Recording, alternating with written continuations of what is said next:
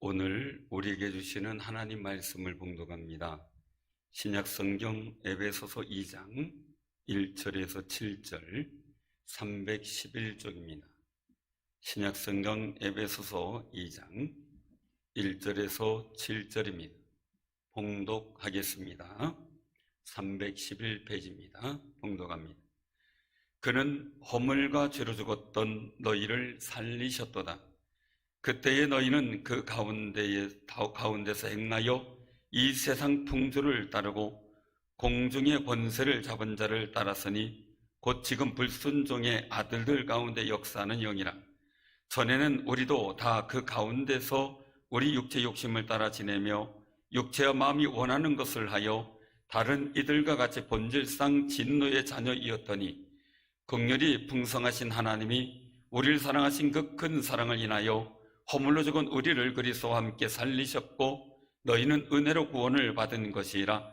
또 함께 일으키사 그리스도 예수 안에서 함께 하늘에 앉으시니 이는 그리스도 예수 안에서 우리에게 자비하심으로써 그 은혜의 지극히 풍성함을 오는 여러 세대에 나타내려 하심이라.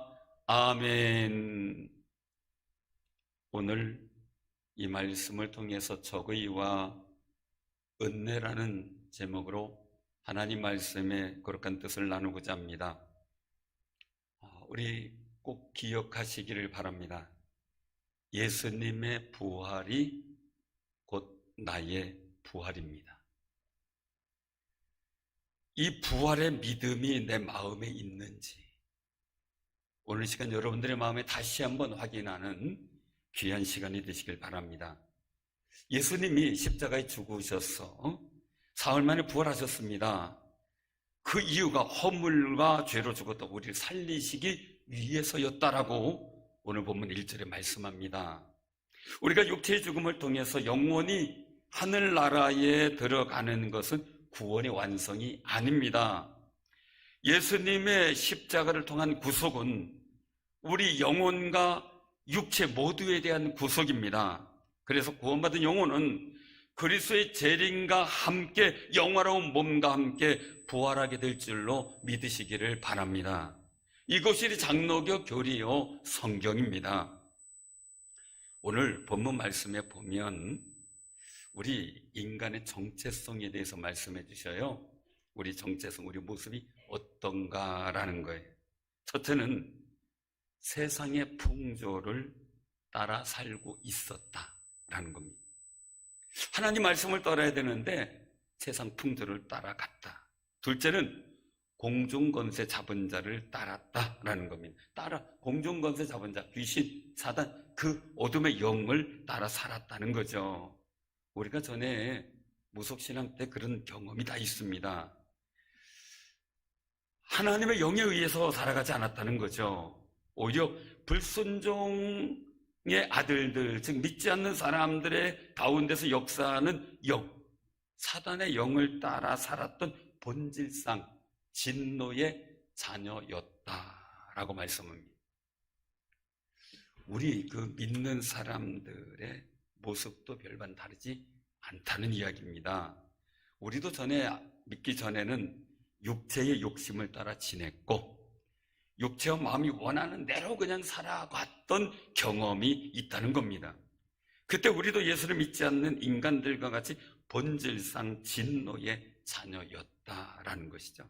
한마디로 우리의 구원받기 전에 그 역사를 회상하며 우리 인간의 현주소를 다시 한번 생각해봐라 하는 겁니다. 그래서 에베소서 2장 16절에 말씀하셔요. 십자가로 이 둘을 한 몸으로 하나님과 화목하게 하려 하심이라 원수된 것을 십자가로 소멸하셨다라는 겁니다. 십자가의 은혜입니다. 본질상 진노의 자녀예요. 하나님과 원수됐어요. 근데 그 십자가를 통해 원수된 것을 소멸시켰다는 거예요. 그 은혜에 감사하는 귀한 삶이 되시길 바랍니다. 죄라는 병원체는요, 인간에게 죽음이라는 질병에 걸리게 됐어요. 이 죄라는 질병에 감염되면요, 무조건 치사율이 100%예요. 코로나는 몇 프로 안 되잖아요. 죄라는 것은요, 100%예요. 그런데 긍휼이 풍성하신 하나님이 우리를 사랑하셔요. 그 큰 사랑 때문에 우리의 허물과 죄로 죽은 우리를 그리스도와 함께 살리셨어요. 하나님이 독생자들 예수님과 함께 우리를 살리시려고 십자가 달려 죽게 하셨고, 예수님과 같이 하나님 보좌에 앉히는 거룩한 영광에 우리를 이르게 하셨다라고 말씀을 하고 있는 겁니다. 우리를 구원하신 은혜에 우리가 믿음의 반응을 보인 것이 복이에요. 하나님은 자비하심을 이 온 세상에 나타내 보이시기를 원하신다는 거예요. 그것은 구원받은 우리를 통해서 오는 여러 세대에 하나님의 은혜의 지극히 풍성함을 나타내 보이시길 원하고 우리 입술로 전파되기를 원하고 계셔요. 사랑하는 성도님들, 우리는 하나님의 큰 선물을 받은 사람들이에요. 내 자랑거리는 없다는 이야기예요. 그저 하나님의 풍성하신 은혜를 자랑하는 것이 우리가 할 수 있는 최고의 선이라는 거죠. 그래서 예배를 통하여 간증과 전도를 통해서 이 하나님의 풍성한 사랑이 늘 여러분들을 통해 풍성해지는 역사가 있기를 바랍니다. 그래서 본문 10절에서 말씀하셔요. 그리스도 예수 안에서 선한 일을 위하여 지으심을 받은 자다라는 거예요. 우리가 선한 일, 도덕적 선한, 윤리적 선한, 여기가 아니에요. 하나님이 가장 기뻐하시는, 우리를 부르신 목적에 부합된 삶을 살아가는 것, 그게 선하신 일을 위하여 지으심을 받았다라고 하는 거죠. 그 가장 핵심이 예배요, 찬양이에요. 우리 인간은요, 하나님의 손을 놓고 하나님의 손을 놨어요. 죄의 손, 즉 마귀의 손을 잡은 순간서부터 모든 것이 달라진 거예요. 로마서 6장 23절을 세번역 성경에서는 그렇게 표현했어요. 죄의 삭은 죽음이요, 하나님의 선물은 우리 주 예수 그리스도 안에서 누리는 영원한 생명입니다 라고 말이죠. 죄의 결과는 죽음이에요.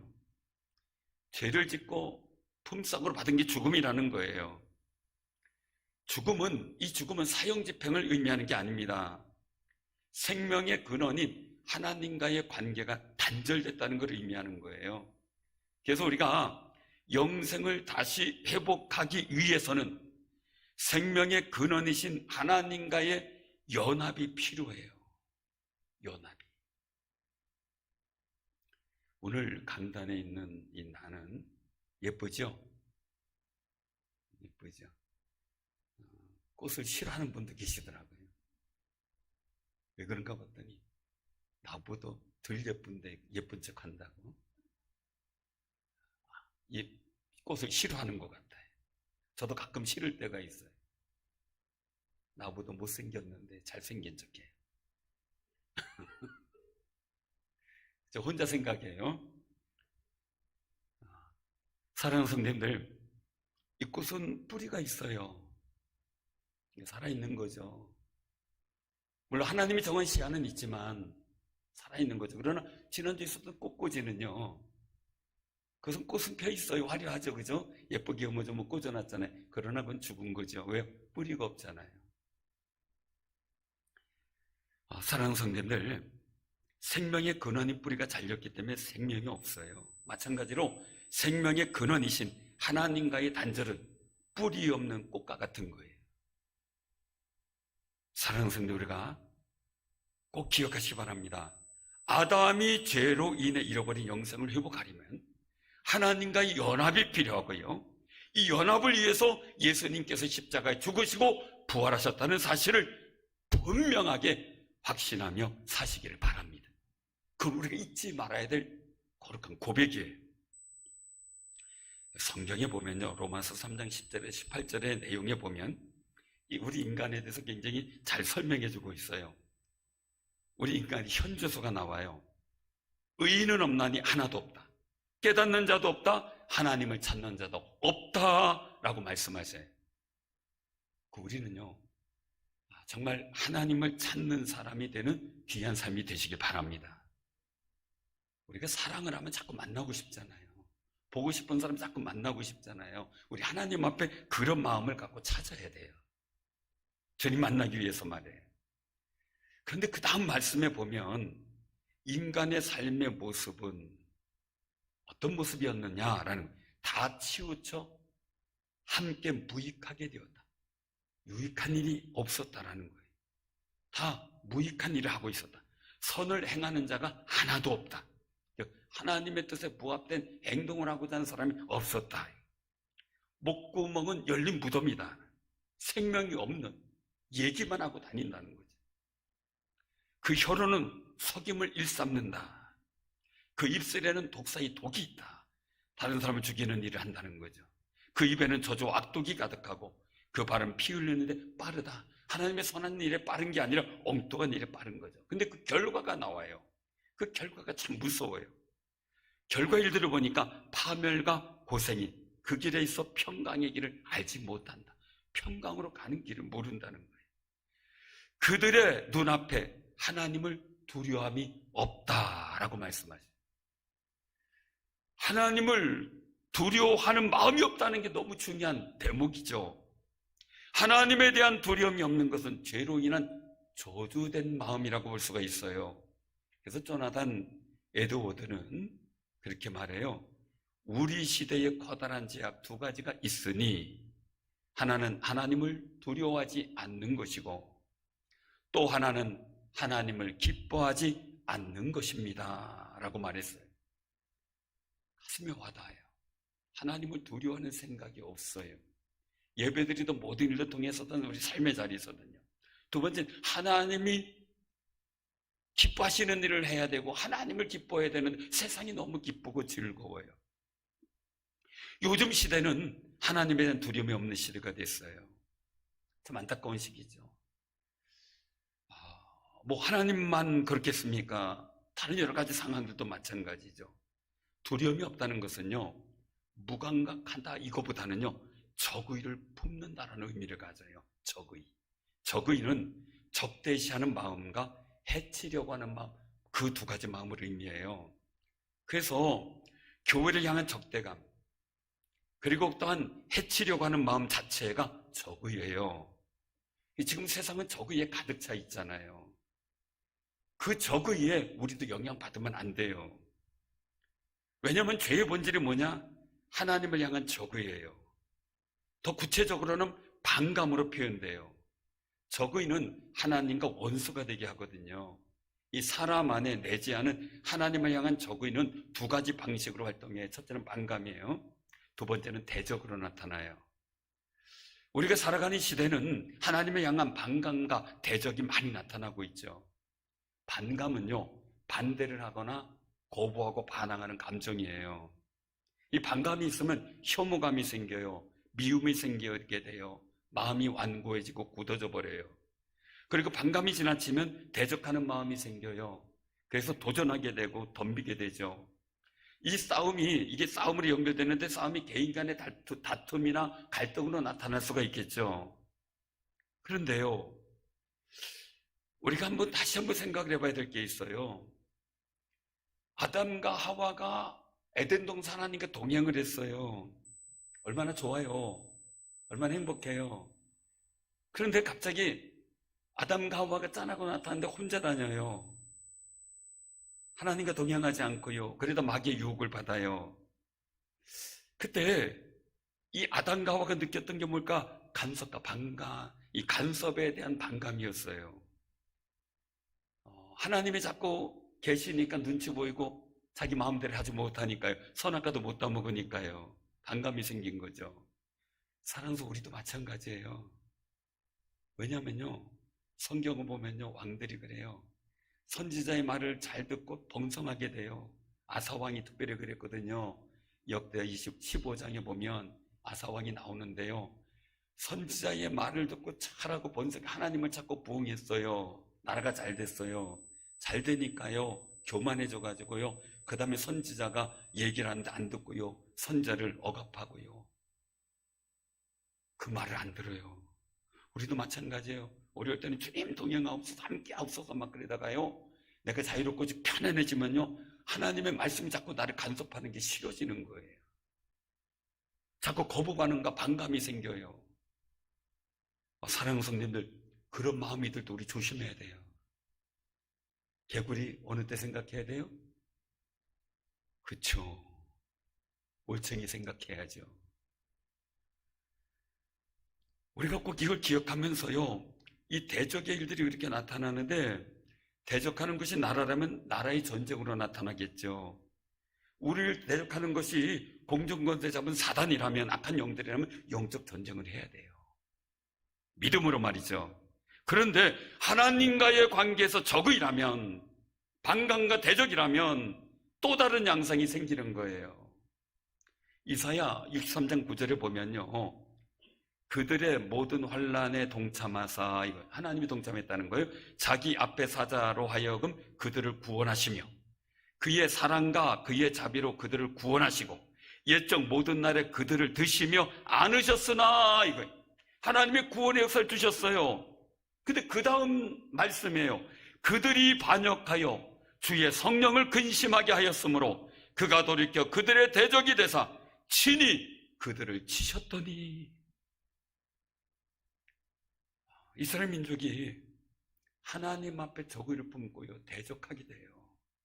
그것이 잘못된 사상으로 하나님 말씀을 거부하고 또 하나님을 섬기기보다는 우상을 섬기는 일들로 나타나게 되죠. 그래서 하나님 앞에 적의를 품고 대적하게 되자 하나님께서 치신다는 이야기예요. 하나님이 치시면 감당할 수가 없어요. 강대국 애굽도요, 어쩔 수가 없이 이스라엘 민족을 다 내보냈잖아요. 10가지 재앙과 수많은 역사를 통해서 말이죠. 하나님은 이스라엘 민족을 택하셔서 강대국 애굽에서도 탈출시키셨고요, 가나안 땅을 정복하게 했어요. 하나님이 하시고자 하시는 역사 속에 가나안 땅 사람들은 두렵고 떨었어요. 라합의 이야기를 들어보면 말이죠, 아브라함에게 약속하신 민족을 이루겠다고 하는 언약을 성취하신 거죠. 그런데요, 이스라엘 민족은 이 복과 긍휼을 베푸신 하나님께 반감을 갖게 돼요. 적의를 품었다는 이야기예요. 하나님 말씀에 싫어하시는 것을 마음에 품게 하고요, 하나님 말씀에 거부하는 것을 행하길 원했고요. 이런 마음이 결국은 하나님의 말씀에 대적하고 선자들과 싸우고 예언자들의 말을 거부하는 이런 상황들로 나타나게 된 거죠. 결국 이스라엘 민족은 망했죠. 바벨론의 포로로 끌려가게 돼요. 더 극악한 신앙의 배신을 한 북이스라엘은 아수르 나라에 일찌감치 멸망하고 말아요.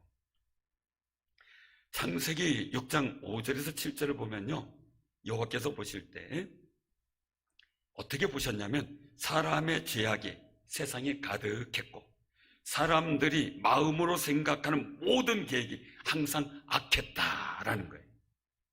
하나님을 두려워하는 마음이 없었다라는 의미가 되지만 하나님을 향해 적의를 가지고 있었다라는 거예요. 그리고 그 마음에 하나님께서 보시는 선에 관심은 없고 하나님이 싫어하시는 미운 짓만 했다라고 하는 거죠. 항상 악했다라는 부분이 말이죠. 그런 상황 때문에 하나님은 땅 위의 모든 사람을 지으셨음을 한탄하고 마음에 근심하셔요. 그리고 결정을 내려요. 어떻게? 하나님께서 창조한 사람을 내가 지면에서 쓸어버리겠다라고 말이죠. 하나님과 적의를 품고 대적하는 것은 망하는 거예요. 그래서 그 당시 세상이 대홍수로 다 멸망하게 됐지요. 사랑하는 성도님들, 우리는 예수 그리스도를 통하여 하나님과 연합하게 된 귀한 은총의 자리에 서 있는 사람들이에요. 그래서 우리가 하나님과 연합하려고 하는 믿음의 삶을 살아가고 있는데 그 마음의 중심에 하나님을 두려워하는 마음을 굳건히 지키는 삶이 되시길 바랍니다. 세상을 두려워하면 하나님을 두려워하는 마음을 잃어버려요. 하나님을 두려워하는 마음이 충만하면 세상에 대해 당당할 수가 있어요. 사랑하는 성도님들, 코로나 같은 보이는 질병에 두려워하지 마시고 나를 영원한 사망 속에 집어넣는 하나님을 떠나는 죄에 대한 두려움을 갖고 사시기를 바랍니다. 죄는 하나님과 상관이 없는 존재이기를 선택하도록 만드는 유혹이에요. 하나님과 상관없는 존재로 만들어가는 유혹. 이단들은 우리가 예수님과 상관이 없는 존재가 되기를 유혹하고 있어요. 마치 예수님이 실패한 것처럼 더 완성시키는 교주가 있다고 한다는 둥, 구원받은 날짜를 모르면 구원 못 받았다는 둥, 회개를 하는 사람들은 죄 용서를 못 받았기 때문에 구원 못 받았다는 둥, 4단계로 회개해야 또 구원받는다는 둥, 별 얘기 다 해요. 사랑하는 성도님, 그러나 꼭 기억하세요. 예수의 이름을 믿는 것이 구원의 근거요 힘인 줄로 확신하시길 바랍니다. 아무리 뭐라 그래도 예수님 부인하면 끝장이에요. 온갖 사람들을 예수님처럼 보이게 하려고 우리의 이성을 자극하고 유혹해 많은 사람이 넘어가요. 요즘에 미단에 빠진 사람, 여러분들 지인들이 말이에요, 메일로 아니면 카톡으로 많은 거 보낼 거예요. 저한테 알려주세요. 그리고 응답하지 마시고 삭제하고 차단하세요. 여러분들을 예수와 관계없는 사람으로 만들려고 하는 유혹이에요. 요한복음 14장 1절에서 6절에서 예수님께서 말씀하시는 장면이 나와요. 너희는 마음에 근심하지 말라. 하나님을 믿으니 또 나를 믿으라. 이렇게 선언하셔요. 이유는 왜 믿으라고 했냐면, 근심하지 말라고 하냐면, 내 아버지 집에 거할 곳이 많도다. 가서 너희를 위하여 거처를 예비하면 내가 다시 와서 너희를 내게 영접하여 나 있는 곳에 너희도 있게 하리라 말씀하세요. 이 거처가 없으면 얼마나 부담스러워요. 세상에 거처가 없어도 곤란하잖아요. 근데 천국에 거처가 없다면, 나중에 내 영혼이 갈 곳이 없다면 얼마나 힘들겠어요. 그러니까 하나님 근심하지 말라, 이거 예수님은 서서 예배하겠다는 거예요, 예수님 믿는 사람들에게. 근데 제자들은 궁금해요. 근데 용기를 내서 도마가 물어요. 주여, 주께서 어디로 가시는지 알지 못합니다. 그런데 그 길을 어찌 알겠습니까? 주님께서 마치 또 다른 마을로 이동하시는 걸로 생각을 했나 보죠. 예수님께서 어디로 가시는지 모르는데 길을 알 리가 없죠. 그런 제자에게 예수님 말씀하셔요. 내가 곧 길이요 진리요 생명이니 나로 말미암 증거는 아버지께로 올 자가 없느니라. 죄는 하나님께로 가는 길을 무너져버리게 만들었어요. 공중권세 잡은 사단은 하나님께 가는 길을 잃어버리게 만들어요. 이런 때에 십자가를 지고 죽은 지 사흘 만에 부활하신 예수님을 통해서 하나님께로 가는 길이 열렸음을 확신하시길 바랍니다. 예수님의 부활이 믿어질 때 하나님께로 가는 막힌 길이 열려져 보이고, 우리를 막고 있었던 죄의 담이 예수님의 부활을, 또 십자가의 보혈을 통해 완전히 깨진 줄로 확신하시기 바랍니다. 그러기에 우린 예수님을 통해 하나님께로 가는 길이 열려지는 거예요. 알아야 면장을 하지요 라는 말이 있죠. 알아야 면장을 하죠. 저는 그 말을 들을 때 그래, 면장, 동장, 읍장, 시장 뭐 이런 거지, 그지? 알아야 그런 시장도 하고 읍장도 하고 동장도 하고 면장도 하지, 이런 생각을 해서 아마 대부분이 그럴 겁니다. 근데 사전적 의미를 보니까요, 어떤 일이든 그 일을 하려면 그것에 관련된 학식이나 실력을 갖추고 있어야 한다라는 뜻이더라고요. 그러니까 모르는 것이 어떤 거냐면, 마치 담장을 정면으로 마주 대하고 있는, 그래서 지극히 가까운 곳에서도 나가지도 못하고 그 너머에 뭐가 있는지도 알지 못하는 앞날이 깜깜한 상태, 이걸 가지고 면장, 이렇게 면한다, 면장이다, 이런 뜻이래요. 그래서 무엇인가 부지런히 배우고 익혀야 답답함을 면할 수 있고 내 앞에 담벼락 같은 문제를 해결할 수 있다는 거예요. 우리는 죄의 담, 인생의 캄캄하고 어려운 모든 막힌 담, 예수님의 십자가의 능력과 부활의 역사로 그 모든 담이 무너져 버릴 줄로 믿으시길 바랍니다. 왜요? 거기 하나님의 은총으로 나아가는, 승리로 나아가는 길이 열려져 있기 때문이죠. 그러기에 우린 예수님을 알아야 돼요. 힘써 알아야 돼요. 여호와를 알아야 돼요. 힘써 알아야 돼요. 코로나라는 상황으로 우리 앞길이 캄캄하게 생각할 수 있어요. 꼭 앞에 벽을 보는 것처럼 말이에요. 또 주변에 여러 가지 염려와 근심을 주는 변화가 우리 인생을 가로막는 벽처럼 보여질 때가 참 많이 있어요. 이럴 때 우리는 어떻게 해야 할지를 성경을 통해 찾아야 됩니다. 이사야 11장 8절 9절에서 아주 중요한 사실이 예언되어 있어요. 젖 먹는 아이가 독사의 구멍에 장난하며 젖된 어린아이가 독사의 굴에 손을 넣는 일을 말씀하시고, 사자가 소와 같이 풀을 뜯는 광경을 말씀을 하셔요. 갈등과 적의와 혐오, 대적이 사라진 상황이에요. 모든 곳에 해됨도 없고 상함도 없을 것이라 라고 선언을 했어요. 그럼 그런 세상이 어느 때 오냐라고 말씀하세요. 그런 세상은 물이 바다를 덮음같이 여호와를 아는 지식이 세상에 충만할 때 이루어진다고 말씀을 하고 있어요. 오늘은요, 많은 잘못된 사상 가진 사람들, 무신론자들, 그리고 또한 이슬람이나 다른 어떤 여타의 종교를 가진 사람들이 합쳐서 여호와를 아는 지식이 온 세상에 퍼지는 걸 지금 막으려고 하고, 그래서 성탄절 문화나 이런 것들이 벌써 막으려고 하고 그것을 하지 못하게 하려고 한 게 벌써 20년이 지났어요. 제가 늘 20년 전부터 말씀을 드렸잖아요. 지금 그런 일들이 교육적 모든 부분에서 나타나고 있죠. 왜?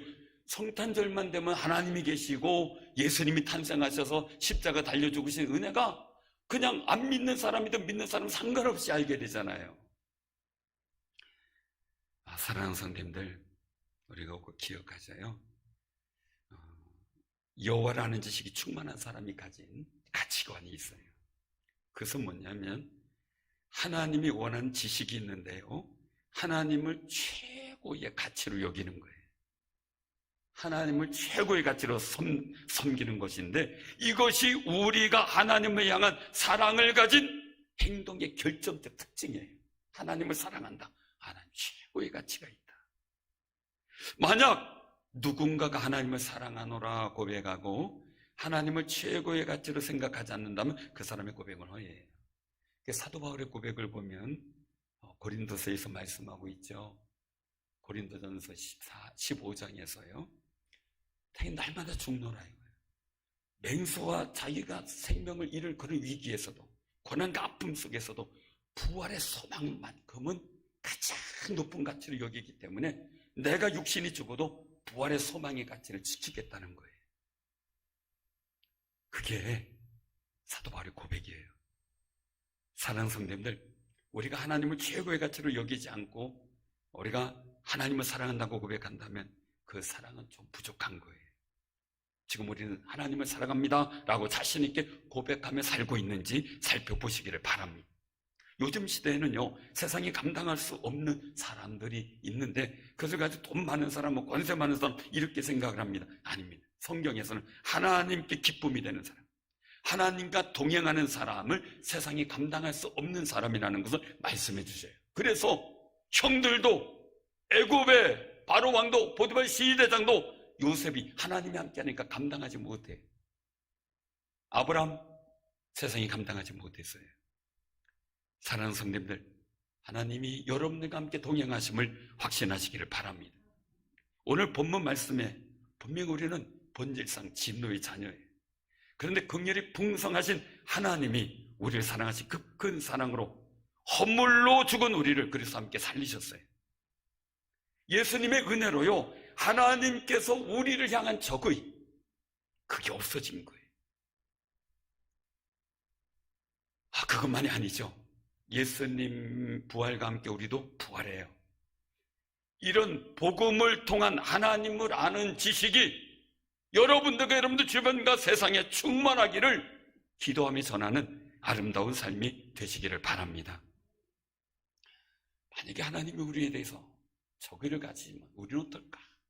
아찔합니다. 우리나라에도요, 하나님을 아는 지식이 더 충만하도록, 하나님을 아는 지식을 가진 사람들이 위축되지 않도록 기도해 주시기를 바랍니다. 세상은 하나님과 상관이 없는 존재이기를 선택을 하기를 원해요. 하나님과 관계없는 존재로 살아가기를 선택하는 거죠. 세상은 그렇다 쳐요. 그러나 우리 예수님 믿는 사람은 달라야 되잖아요. 근데 우리 예수님 영접한 사람들도 하나님과의 의존 관계에서 독립하려고 하는 의지를 표명할 때가 있어요. 그 이유로 어떤 사람들은 오해를 해요. 신앙생활하는 사람은 마음이 연약해진 사람들이, 마음이 약한 사람들이 갖고 있는 신앙이라고 착각을 해요. 아니에요. 심각한 오해예요. 오히려요, 자기 자신에게 자신감 있기에 하나님께 의존할 수 있는 용기가 생겨요. 하나님의 아들로서의 자신감, 구원받은 사람으로서의 자신감, 하나님의 복된 역사를 받고 있는 사람이란 자신감 때문에 다른 사람에게요 정정하게 부탁할 줄 아는 사람이요 용기 있는 사람이에요. 자신감이 있는 사람이에요.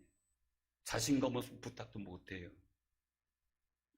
자신의 존재가요 하나님께 의존되어 있는 것이 실증나고요, 하나님과 같아지기를 원하는 자만의 마음이 사람들에게 싹틀 때가 있더라고요. 마귀는 선악을 알게 하는 나무의 열매를 바라보고 있는 하와를 유혹해요. 그래서 창세기 3장 5절에 말씀하셔요. 너희가 그것을 먹는 날에는 너희 눈이 밝아져 하나님과 같이 되어 선악을 알 줄 하나님이 아심이니라. 하나님과 같아져? 이렇게 되는 거죠. 그 욕망 때문에 마음이 자극이 돼서 아담과 하와가 넘어진 거예요. 이것은요, 아담과 하와의 마음속에 하나님과의 의존 관계를 이탈하려고 하는 불순종의 의지가 생겼기 때문이에요. 하나님을 의존하면서 선악을 알게 하는 열매를 먹지 않으면 돼요. 그러면요, 에덴 동산에서 영원한 생명을 누리고 복된 삶을 살았을 거예요. 하나님의 언약대로 순종했으면요, 선악과는요 징계의 수단이 아니라요 은혜와 은총의 통로의 수단이 됐을 거예요. 지금 여러분들이 하고 있는 일, 거룩한 사역들, 내가 하나님께 예배 드리는 일, 이게 징계의 수단이 되면 안 돼요. 은총의 통로가 되는 역사가 있기를 바랍니다. 하나님과 의존 관계를 깨지기를 원하는 게 마귀예요.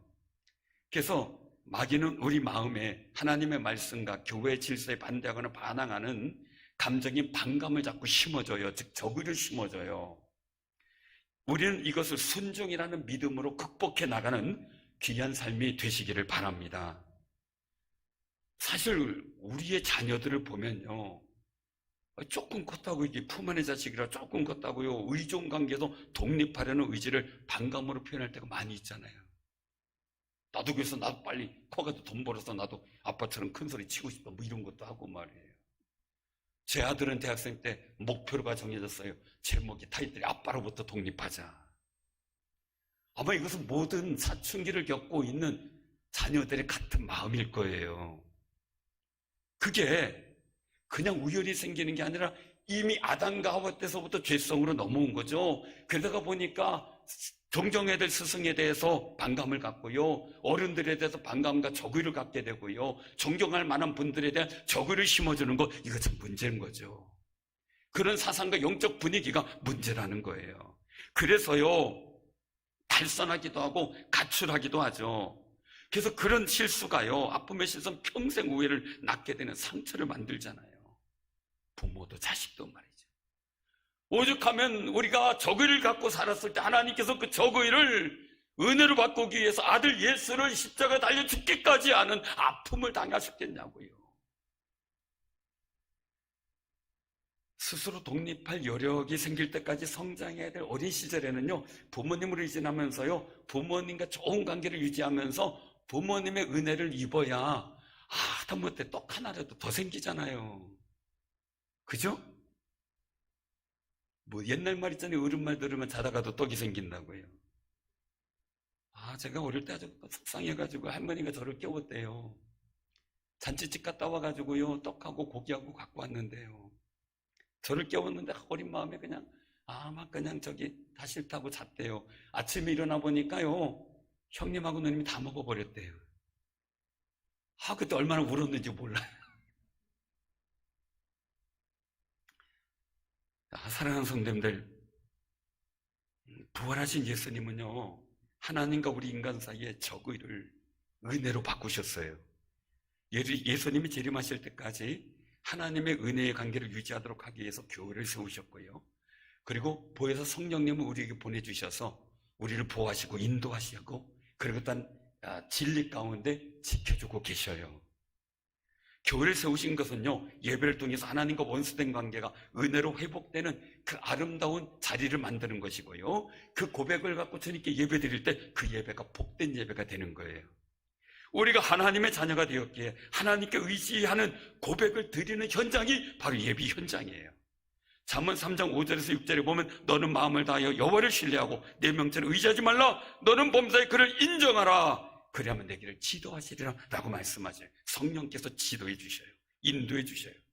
우리가 하나님을 향하여 품은 저그를, 또한 하나님께서 정말 우리가 대적하는 것을 싫어하시고 품었던 저그를 예수님께서 십자가의 죽으심으로 은혜로 바꿔주셨다는 거죠. 그래서 로마서 5장 10절에 말씀하셔요. 곧 우리가 원수 되었을 때에 그의 아들의 죽으심으로 말미암아 하나님과 화목하게 되었은즉 화목하게 된 자로서 더욱 그의 살아나심으로 말미암아 구원을 받을 것이니라. 사랑하는 성도님들, 사울왕은요, 자기의 사위이기도 한 다윗을 죽이려고 적의를 가지고 쫓아다녀요. 다윗은요, 사울에 대한 적의를 버리고요, 하나님을 의존하고 축복하며 무던하게 노력을 해요. 결국 하나님은 적의를 버리고 화목을 위해 노력한 다윗의 편에 서세요. 하나님은요, 적의를 가지고 요셉을 죽이려고 한 형들을 쓰질 않아요. 적의를 이기고 하나님을 의존하면서 형들을 화목하게 받아든 요셉을 사용하셨어요. 적을 가지고 요셉을 죽이려고 했던 현장에 유다가 없었어요. 더군다나 하나님 유다를 쓰셨어요. 우리도요, 세상이 하나님을 향한 적의가 있고요, 교회를 향한 적의가 있고 믿는 여러분들에 대한 적의가 있어요. 그러나 이 적의가 없어지고요, 화목하게 되어지고 하나님을 아는 지혜와 지식이 풍성해지도록 기도해 주시길 바랍니다. 우리까지 적의를 품어서는 안 돼요. 또한 우리도 서로 마찬가지예요. 서로가 서로에 대한 적의를 은혜로 화목하게 바꾸어지는 삶을 이룰 때 예수께서 우리와 함께 계심의 역사를 경험하게 되고 주의 거룩한 은총을 누리는 귀한 은혜가 있어질 줄로 믿으시기를 바랍니다. 여러분의 삶의 현장에 예수님을 통해서 이루신 적의를 은혜로 바꾼 역사가 늘 나타나는 승리자들 되기를 주님의 이름으로 축원합니다. 기도합니다.